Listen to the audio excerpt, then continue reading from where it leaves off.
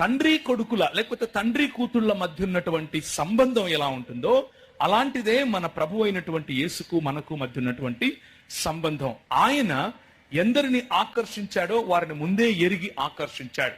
కానీ ఎవరైతే స్పందిస్తారో వారినే ఆకర్షించినట్లుగా మనం అర్థం చేసుకుంటాం. కనుక మనం రక్షింపబడిన తర్వాత కూడా మనకు నిరీక్షణ ఉంది.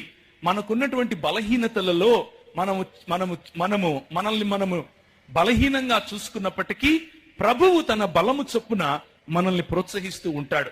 ఎంతవరకైతే పరిశుద్ధాత్ముని యొక్క శక్తి మీద ఆధారపడి ఇక యేసు నువ్వు నాకు వద్దు, నువ్వు దేవుడు అని నాకు తెలుసు, పరిశుద్ధాత్ముని నేను గ్రహించాను, ఆయన రుచిని నేను చూశాను, ఆయన అద్భుత కార్యములు నేను గమనించాను, నా జీవితంలో దేవుని వాక్యంలో ఉన్న సత్యాన్ని గ్రహించాను, అయినా సరే నువ్వు నాకు వద్దు అని చెప్పేటటువంటి మూర్ఖ స్వభావం తప్ప మిగిలిన దాన్నే పరిశుద్ధాత్మను కించపరచడం అని బైబిల్ చెప్తోంది. దాన్నే ప్రభు అయిన యేసుక్రీస్తు అంటారు, ఏ పాపమునకైనా నువ్వు క్షమాపణ ఉన్నది, కానీ పరిశుద్ధాత్ముని తృణీకరించే పాపం, పరిశుద్ధాత్ముని కించపరిచే పాపమునకు క్షమాపణ లేదు అని అంటాడు.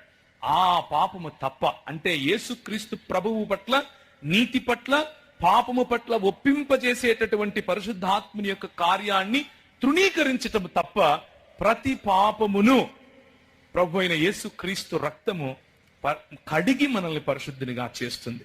అలా చేయటానికే ఒకవేళ బలహీనతలో మీరు ఉంటే 20 సార్లా 30 సార్లా 100 సార్లా అన్న ప్రశ్నను విడిచిపెట్టి మీరు చేసే పనులను కాదు, మీకున్నటువంటి స్వభావాన్ని ప్రభువు చూస్తున్నాడు అన్న విషయాన్ని జ్ఞాపకం చేసుకోండి.